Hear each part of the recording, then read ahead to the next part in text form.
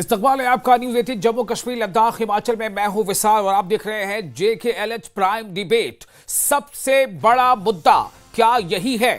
क्या जम्मू कश्मीर में यह मुद्दा, खासतौर से वादी कश्मीर में, क्या यह मुद्दा PDP को एक ऑक्सीजन दे सकता है, PDP की सियासत को नई धार दे सकता है? आखिर PDP ने इस मुद्दे को क्यों उछाला?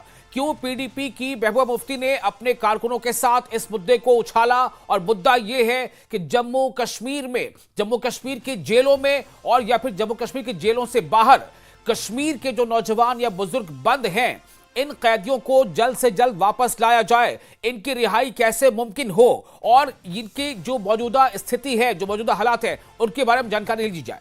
इस मुद्दे को लेकर PDP को लगता है कि शायद उसकी सियासत और बेहतर हो सकती है, आवाम से उसका कनेक्शन और गहरा हो सकता है। शायद इसीलिए PDP ने इस मुद्दे को सियासी धार देने की कोशिश की है। लेकिन PDP के इस सियासी धार की कोशिश पर पानी फेरते नजर आ रहे उमर अब्दुल्ला। उमर अब्दुल्ला जो जम्मू कश्मीर के चीफ मिनिस्टर हैं, उनका यह कहना है कि PDP का ये जो मुजाहरा है ये महज दिखावा है और कुछ भी नहीं है, ये सिर्फ दिखावे का दर्द है।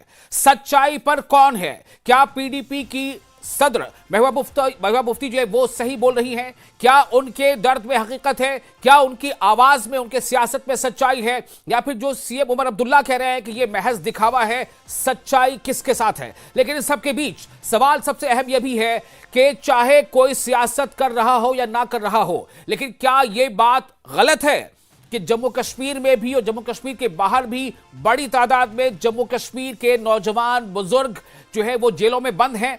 क्या यह बात गलत है कि उनकी मौजूदा स्थिति के बारे में जानना, उनके हालात कैसे हैं उनके बारे में जानना, इसके लिए उनके घर वाले, उनके माँ बाप, उनके भाई बहन, उनके बेटे बेटी परेशान हैं? क्या यह गलत है? अगर यह गलत नहीं है तो फिर उनके एहसासात को या उनके जज्बात को उठाना और सियासी मुद्दा बनाना, क्या यह गलत है? सवाल कई हैं, हम इस पर चर्चा करेंगे। हमारे साथ कई पैनलिस्ट जुड़ेंगे। फिलहाल आप बने रहे हमारे साथ। आप देख रहे हैं JKLH prime debate.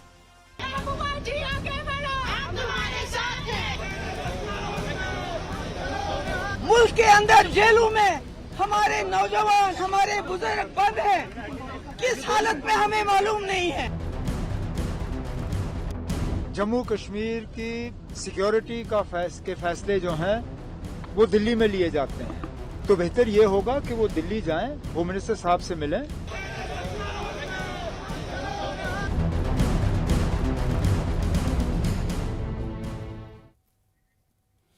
Omar Abdullah ने यह कहा है कि जम्मू कश्मीर के सिक्योरिटी के जो फैसले हैं वो दिल्ली में लिए जाते हैं, तो बेहतर यह होगा कि वो दिल्ली जाएं और होम मिनिस्टर से मिले।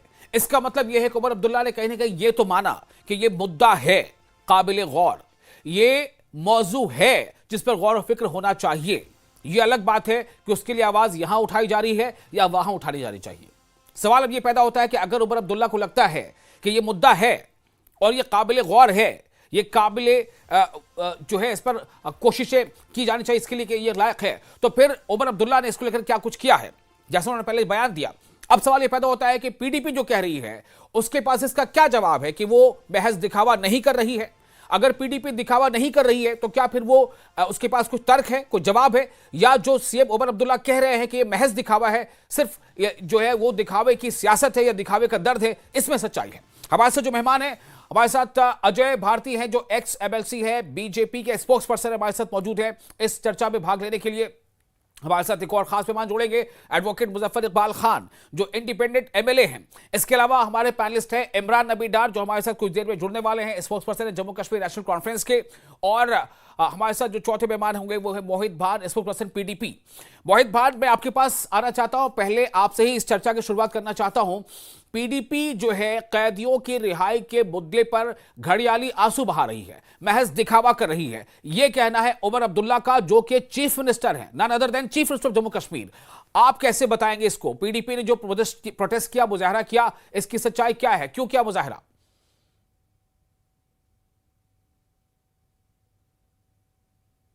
जो बताऊं आपको और आपके हवाले से दर्शकों को बताऊं कि जो आज का प्रोटेस्ट हुआ वो प्रोटेस्ट इस हवाले से हुआ कि जहां पे बहुत सारे नौजवान, बहुत सारे लोगों के ऊपर केसेस हैं, जहां चार्जशीट भी फाइल नहीं हुआ है, जहां आज तक कोई पहल किसी केस में नहीं हुई है, और ऐसे बहुत सारे नौजवान और बुजुर्ग हैं जिनको जम्मू कश्मीर के बाहर मुख्तलिफ जेलों में रखा गया है। तो हमारी ये डिमांड नहीं है कि आप उनके केसेस ड्रॉप कर दीजिए, लेकिन कम से कम इंसानियत की तर्ज पे और कानून की गरिमा रखते हुए, कानून की इज्जत रखते हुए, जी, जिस स्टेट में वो बिलोंग करते हैं, जिस जुरिस्डिक्शंस में उनके केस हैं, कम से कम उनको उस जेल में रखें ताकि उनको एक कानूनी मदद वकीलों के थ्रू मिले, उनके घर वाले जाके उनसे मिले, और कानून जो है, जो हमारे यहां पे कोर्ट्स हैं, वो डिसाइड करेंगे कि कोई मुल्जिम है या कोई मुल्जिम नहीं है। हमारा कानून ये बोलता है जब तक कोई इंसान उसको, जब तक उसका जुर्म साबित नहीं हो जाता है तब तक वो बेगुनाह होता है। लेकिन हम तो आज ही से उनको क्रिमिनल ठहराने का काम जो है वो कर रहे हैं। तो हमारी ये डिमांड थी कि आप एक तो जो ये कैदी बाहर हैं, जो ये प्रिजनर्स मुख्तलिफ जेलों में बाहर हैं, इनको जे.एंड.के में शिफ्ट कीजिए, जैसे बाकी जगह कैदी हैं। हरियाणा के कैदी हरियाणा में हैं, दिल्ली के दिल्ली में है, मध्य प्रदेश के मध्य प्रदेश में है, महाराष्ट्र के महाराष्ट्र में है। ऐसे जम्मू कश्मीर वालों को भी आप यहां पे रखिए ताकि उनको कानूनी मदद मिले, उनके परिवार वाले जो हैं उनसे मिलजुल सकें, उनसे बातचीत हो सके। कहीं कोई मेडिकल एड की जरूरत है, कोई उनको दवा दारू की जरूरत है, वो हो सके, और कानून फैसला करेगा। हमारे जो यहां पे कोर्ट्स हैं वो डिसाइड करेंगे कि कौन मुल्जिम है और कौन मुल्जिम नहीं है, और उसके हिसाब से जो है कार्रवाई होगी। अब बात आती है उमर साहब की। ठीक है, एक मिनट, उमर साहब ने ये कहा कि इस पे भी मोहित जी, मैं इस पे एक रिएक्शन ले लेता हूं। सेकंड, पहले एक फर्स्ट रिएक्शन ले लूं। हमारे साथ मौजूद है अजय भारती, उनका एक रिएक्शन ले लेते हैं पहले। अजय भारती साहब, मेरा आपसे सवाल ये होगा कि ये तो पीडीपी मुद्दे उठा रही है और एनसी उसको काउंटर कर रही है, क्या कह रही है उसका जवाब पीडीपी क्या है वो मैं लूंगा, लेकिन पहले आपसे मैं जानना चाहता हूं कि बीजेपी कहां खड़ी है? बीजेपी पीडीपी के द्वारा उठाए गए इस मुद्दे के साथ खड़ी है या बीजेपी उमर अब्दुल्ला के जवाब के साथ खड़ी है? देखिए, ये दोनों पार्टियां वही कर रही हैं जो उमर साहब ने कहा। वो उमर साहब ने तो पीडीपी पर दोष लगा दिया, लेकिन स्वयं भी वो क्या कर रहे हैं, वो भी वही कर रहे हैं। अगर उनको मालूम था कि सिक्योरिटी के रिलेटेड ये सारे डिसीजंस दिल्ली में होते हैं, तो इन्होंने अपने मैनिफेस्टो में क्यों डाला फिर?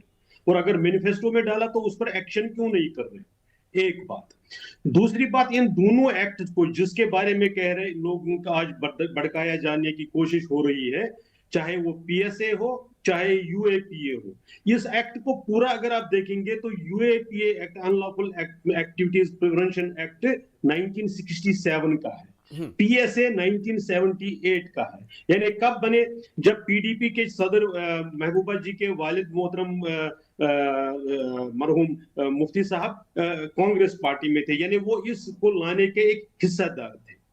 तो फिर इसको छोड़ दीजिए, दूसरी बात कर लीजिए। जब आपको लगा कि कुछ एक्टिविटीज देश के खिलाफ, समाज के खिलाफ, लोगों के खिलाफ हो रही है, तो आपने टाड़ा भी लाया, आपने पोटा भी लाया, वो खत्म हुए।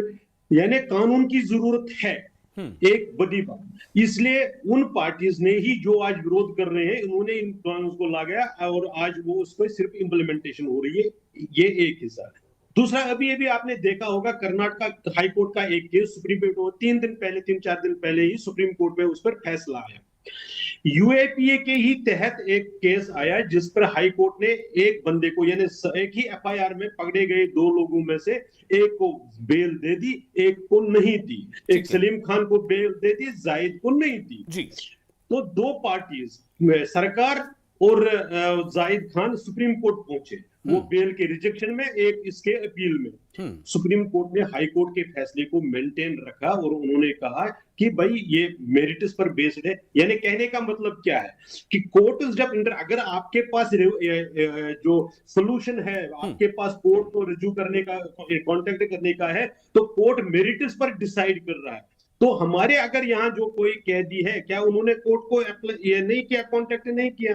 तो अच्छा रहता पीडीपी या नेशनल कॉन्फ्रेंस उनको, अगर वो 370 पर, स्टेटहुड पर। अजय जी, मेरा एक सवाल आपसे था, आपने सवाल का पूरा जवाब नहीं दिया है। मेरा सवाल यह था कि बीजेपी का स्टैंड क्या है? क्या बीजेपी महबूबा मुफ्ती के इस उठाए मुद्दे के साथ है? क्या बीजेपी को लगता है कि ये कैदियों की रिहाई होनी चाहिए और जो जम्मू कश्मीर के कैदी बाहर के राज्यों में उनको वहां से जम्मू कश्मीर लाया जाना चाहिए? क्या बीजेपी इसको एडमिट करती है कि सही है या फिर नहीं एडमिट करती? बिल्कुल नहीं, उसमें कारण बताता हूं मैं। जम्मू कश्मीर में जो इतनी सेंसिटिव स्टेट है और यहाँ जिस लेवल की तबाही हुई है, हमारे जेल ओवर क्राउडेड है और इतना नहीं है कि और सारे बाकी सारी चीजों मतलब आप ये मान रहे हैं कि बड़ी संख्या में कैदी जेलों में बंद है, जम्मू कश्मीर के लोग जेलों में बंद है बहुत बड़ी संख्या में, और इतनी बड़ी संख्या में है कि उनको ओवर क्राउडेड हो गया तो उनको दूसरे राज्यों में भेजा जाना पड़ा है। क्योंकि जिस प्रकार का टेररिज्म जम्मू कश्मीर ने देखा और किसी मध्य प्रदेश ने नहीं देखा, राजस्थान ने नहीं देखा, उत्तर प्रदेश ने नहीं देखा, तो इसलिए स्वाभाविक रूप से यहाँ पर इन्वॉल्वमेंट लोगों की थी। जब आपको एक एक दिन में 6-6 लाख 7-7 लोग रोड्स पर नजर आते हैं, कुल आबादी कितनी है? अगर हम कश्मीर डिवीजन की बात करेंगे, आपकी 70-72 लाख अगर आबादी है तो कितने लोग हैं? तो आबादी के परसेंटेज के हिसाब से, और अगर हिस्ट्री ऑफ डिस्प्यूट इसका जो यहाँ पर डिस्ट्रक्शन हुई है, ठीक है, आपकी बात समझ आ गई। मोहित भाई, मैं आपके पास अब आना चाहता हूं। इमरान नबी डार भी हमारे साथ जुड़ चुके हैं, नेशनल कॉन्फ्रेंस स्पोक्स पर्सन है। मोहित, पहले मैं आपका जो अधूरा जवाब रह गया था दूसरे सवाल का, वो जवाब आप दीजिए, फिर मैं इमरान नबी डार के पास जाऊंगा। जी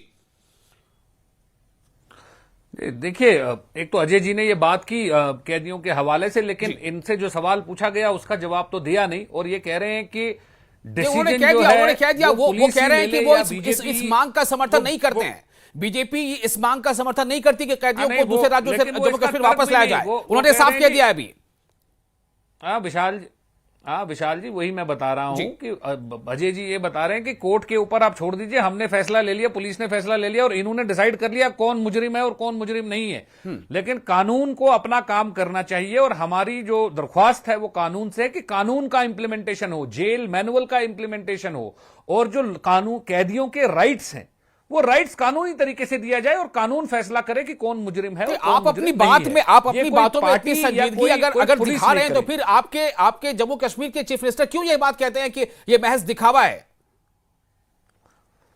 बिल्कुल, अब हम उस बात पे आते हैं जहां बड़ी हैरानगी होती है ये सुनकर कि उमर साहब का ये बयान दिया। देखिए, नेशनल कॉन्फ्रेंस ने अभी तक, और उमर साहब ने बार बार ये बात बोली कि पीडीपी और पीडीपी की लीडरशिप को लोगों ने रिजेक्ट कर दिया और सिर्फ उनको मामूली 3 सीटें जो हैं वो दी हैं।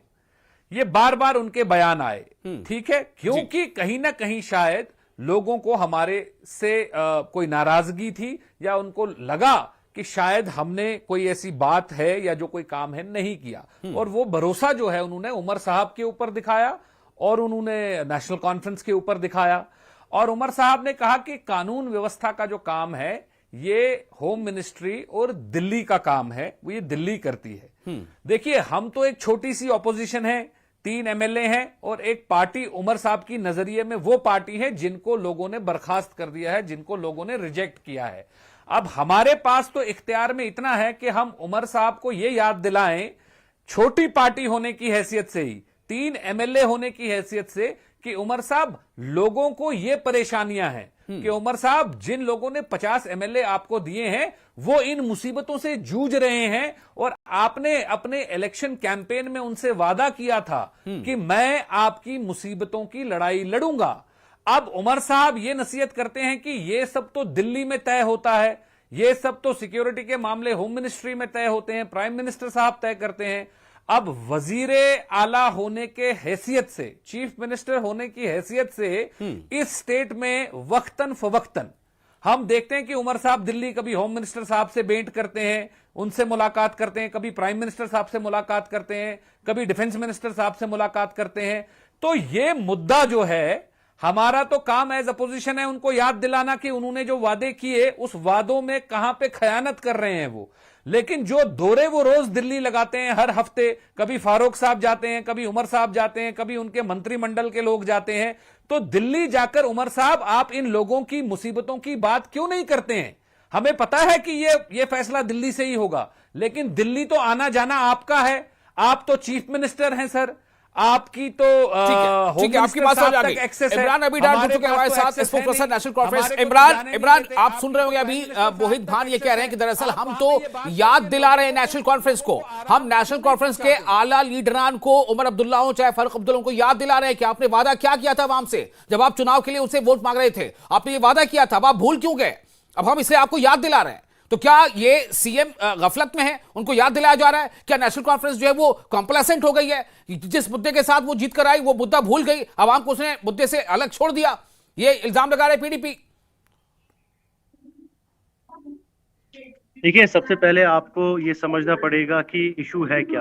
इट्स अ ह्यूमैनिटेरियन इशू, और जो आज पीडीपी ने किया ये सिर्फ और सिर्फ सोशल मीडिया पे तालियां बटोरने के लिए और एक इकोसिस्टम को खुश करने के लिए ये प्रोटेस्ट किया गया। अगर जेन्युइनली पीडीपी कंसर्न्ड होती अबाउट दीज डिटेनीज तो इसका एक लॉफुल प्रोसेस है।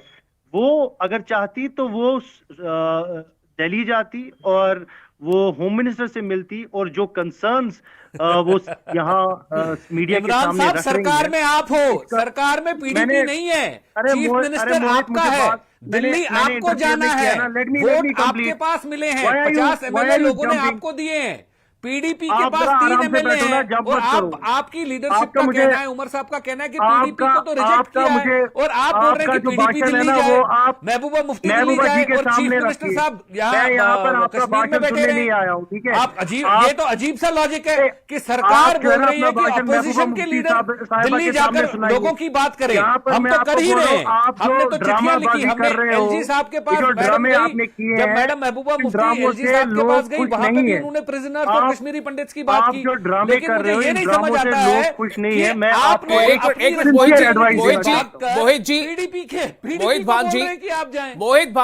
मोहित भांजी जरा सुन लेते हैं, फिर आप अपना गुस्सा जो है वो लीजिएगा। थोड़ा सुन तो रहे क्या कह रहे हैं वो, सुनते हैं वो क्या कह रहे हैं। 3 के मुकाबले जिनके पास 50 एमएलए के आसपास है वो क्या कह रहे हैं, सुन तो ले जरा, उनके बाद भी कुछ कहने के है कि नहीं।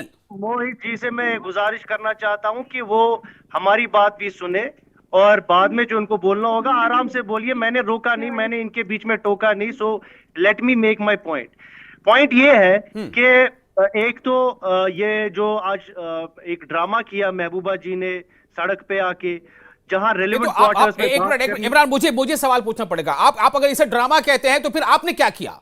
आपने क्या किया? आप लेटर लिखवाते, वो ड्रामा नहीं है। ये ड्रामा कैसे कह सकते हैं आप इसको? आप मुझे बोलने का मौका देते, आप बोलिए ना, लेकिन ये तो बताइए कि ड्रामा के बाद अब ड्रामा नहीं होता तो क्या होता?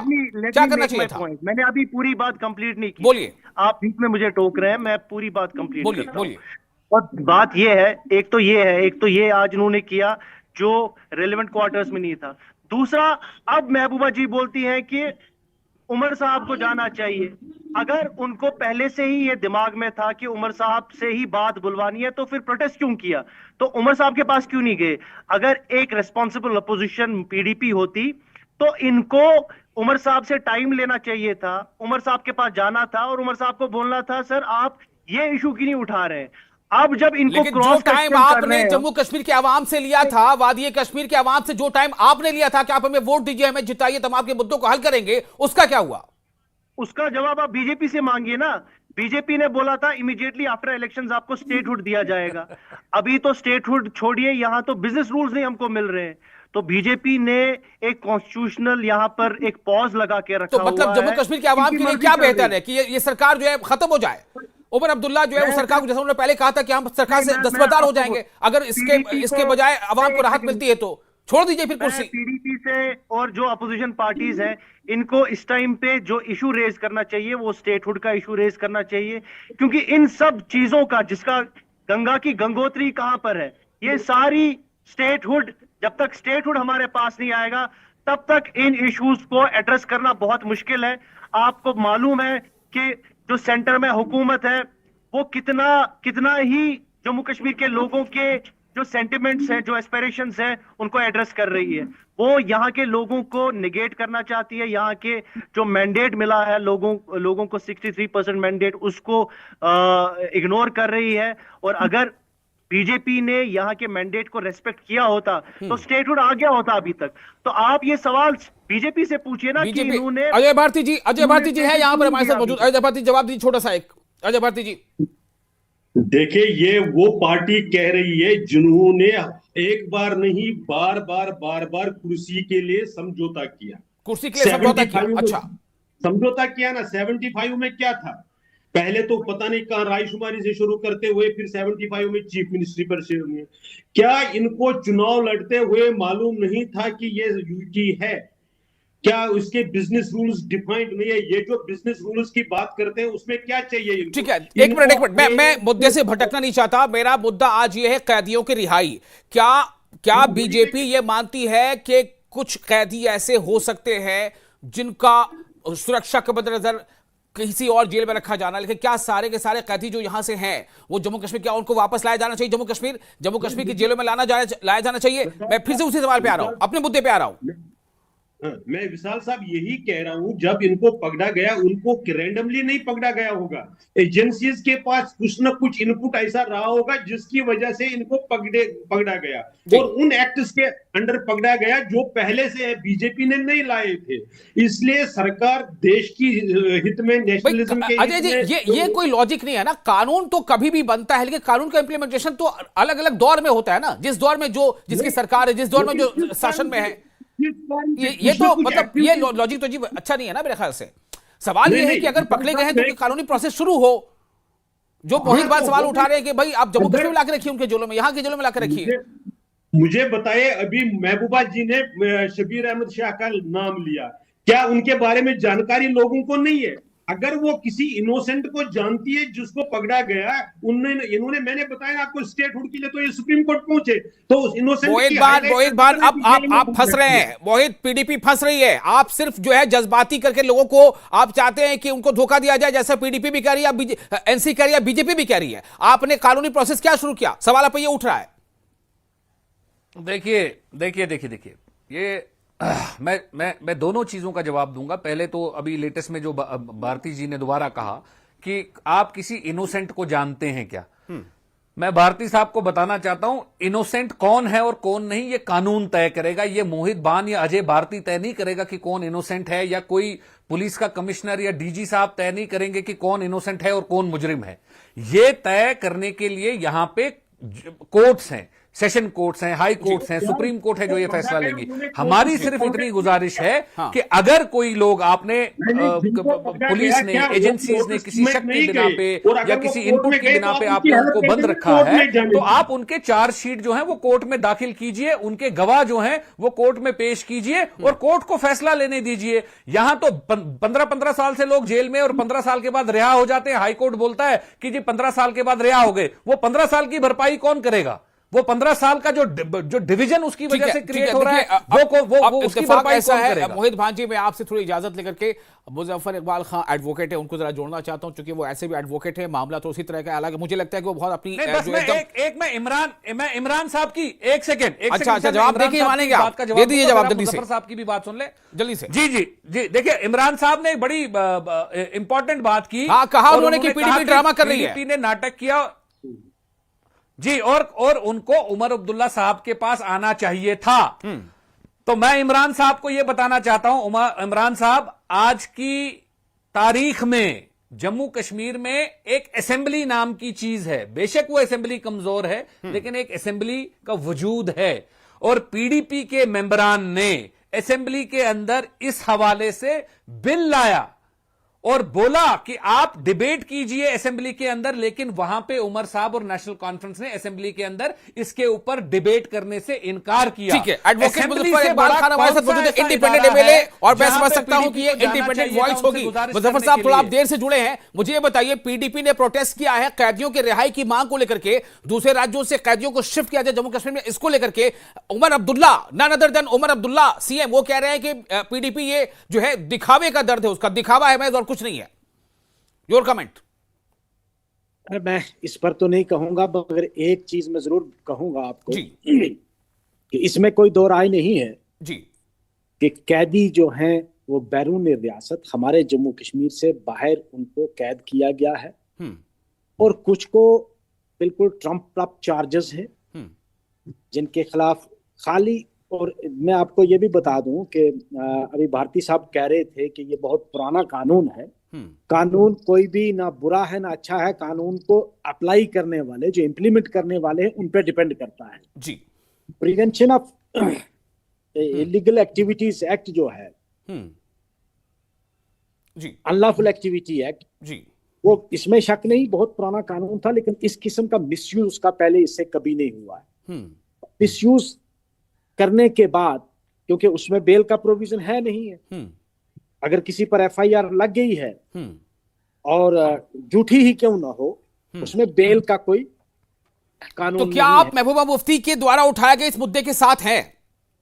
देखिए, ये बेसिकली ये मुद्दा जो है ये होम के रिलेटेड है।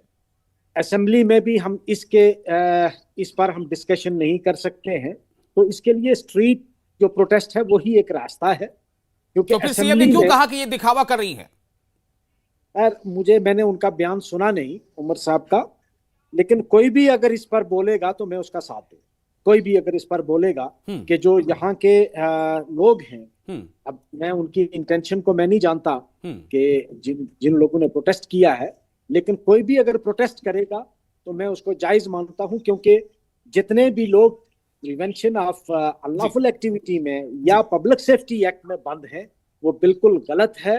और बिल्कुल निर्दोष लोग, जो मैक्सिमम लोग जो हैं वो बेगुनाह लोग हैं, उनको बंद करके आपने रांची में, आपने रुड़की में, लखनऊ में, दिल्ली में उन लोगों को यहां से चलिए, फाइनल कमेंट इमरान नबी डार क्या करने जा रही है एनसी इस बात को लेकर के? Imran, final comment. देखिए, उमर साहब ने ऑलरेडी इस पे भी बयान दिया हुआ है। और बयान देने से क्या होता है सर? बयान देना काफी है क्या? आप मेरी बात सुनिए ना। बोलिए। उमर साहब ऑलरेडी होम मिनिस्टर साहब से मिले हैं, ऑलरेडी प्राइम मिनिस्टर साहब से मिले हैं, and he has raised these issues. मैं फिर से उसी बात पे आऊंगा कि ये सारा द बक स्टॉप्स जब तक आप इस तजवीज पे क्या कहती है एनसी, जो मुफ्ती ने कहा है कि एक ऑल पार्टी डेलीगेशन हो, जाके दूसरे रियासतों के जेलों में जाए, वहां के कैदियों से मिले, हालचाल जाने? वो तो मैंने स्टार्ट में बोला ना। अगर इसमें प्रोसेस होता है, ये पीडीपी या एआईपी पहले प्रोटेस्ट करते फिर बोलते हैं उमर साहब इस पे बात क्यों नहीं कर रहे। अरे तो आप इनिशिएट कर लीजिए ना। पहले उमर साहब के पास गए होते और एक सजेशन दिया होता कि हम ऑल पार्टी एक डेलीगेशन लेंगे प्राइम मिनिस्टर के पास। बहुत बहुत शुक्रिया। आप तमाम मेहमानों का वक्त हमारे पास अब बिल्कुल नहीं रहा। कुछ मेहमान हमारे साथ देर से जुड़ पाए थे, मैं उनसे कम बातचीत कर पाया, मैं माजर चाहूंगा। और लेकिन ये बहुत ही हसास, बहुत खास मौजूद था, आपने अपना कीमती वक्त दिया, और आप दर्शकों का, नाज़रीन का बहुत शुक्रिया। आप बने रहे न्यूज़ 18 JKLH के साथ।